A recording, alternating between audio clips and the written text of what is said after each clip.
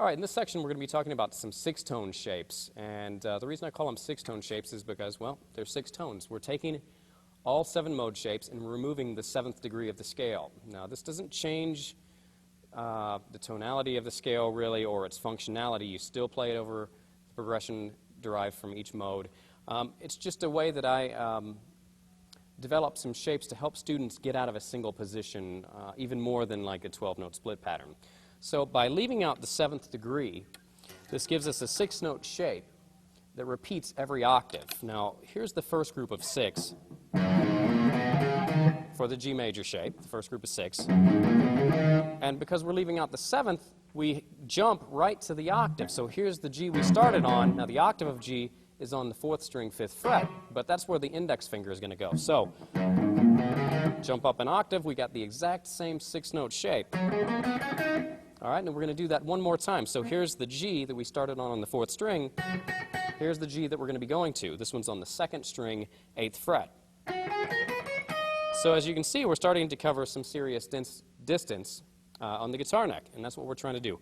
Start to get across the neck and bust out of single position playing. So here it is.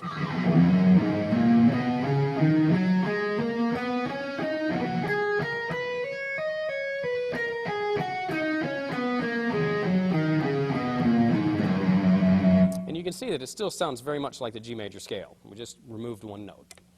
All right, let's check it out with a backing track.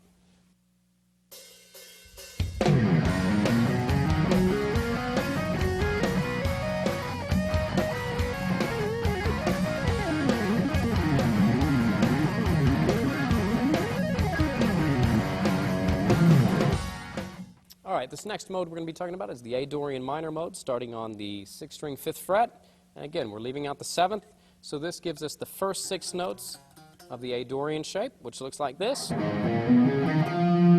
Again, go to the octave. And one more time. Whoops.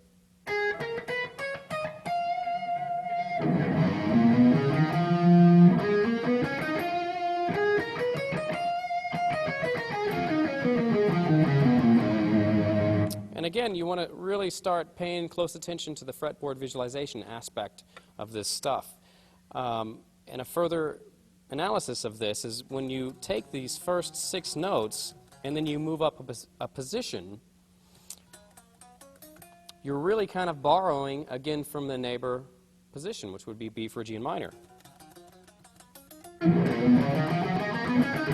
So there's the next six notes. So we have it here, we have it here, and the next group of six notes is really the top six notes of the C Lydian shape that we initially learned first.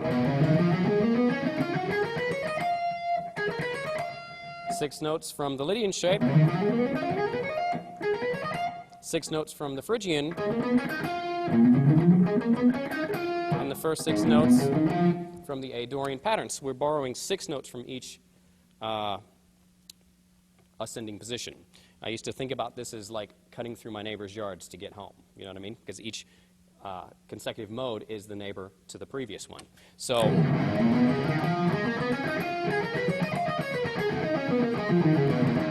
that helps me relate it and make a mental picture in my mind of what I'm actually doing and what I can relate it to. All right, so let's check it out with a backing track.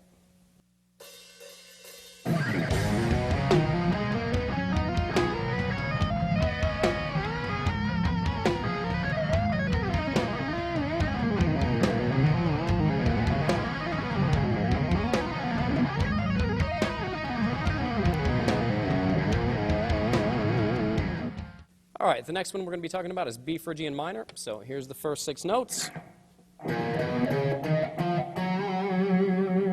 And again, we jump up to the octave. Here's the next. And the next group of six. So pay close attention to where each consecutive group of six is coming from and what position based on a six-string root shape that it's borrowing from, because this is going to be the key elements that really unlock the fretboard in your mind so that you can see the neck and begin to see the neck as a whole instead of a bunch of chopped up little sections.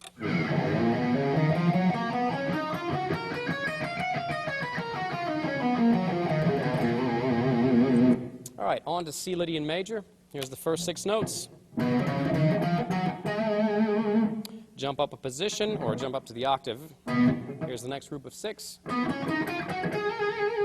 And repeat the procedure.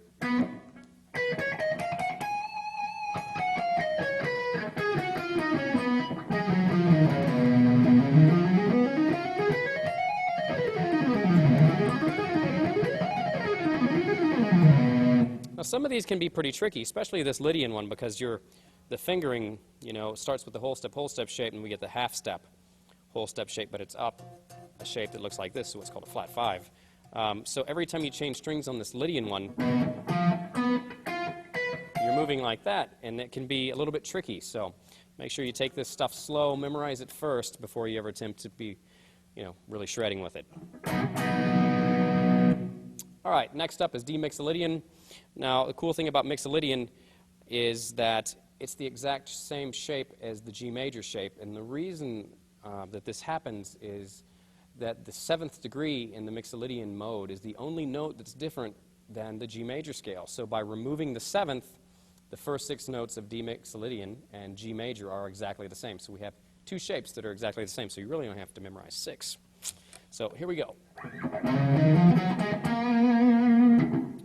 Go up to the octave again. Here's the next group of 6. Go up to the octave again.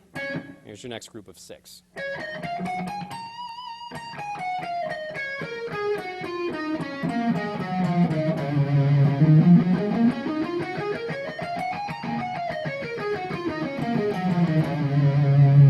Really like that shape. It's nice and easy. It's all whole steps and makes playing easy.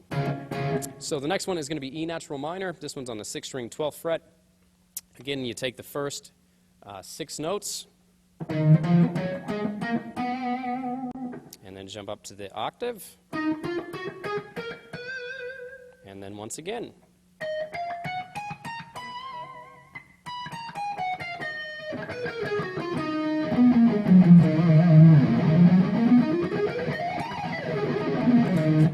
All right, the last and final one for this section is going to be F sharp low Korean minor.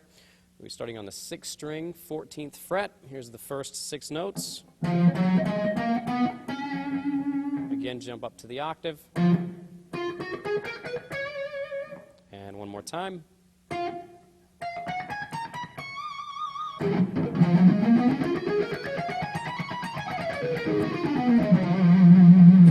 All right, that wraps it up for this section.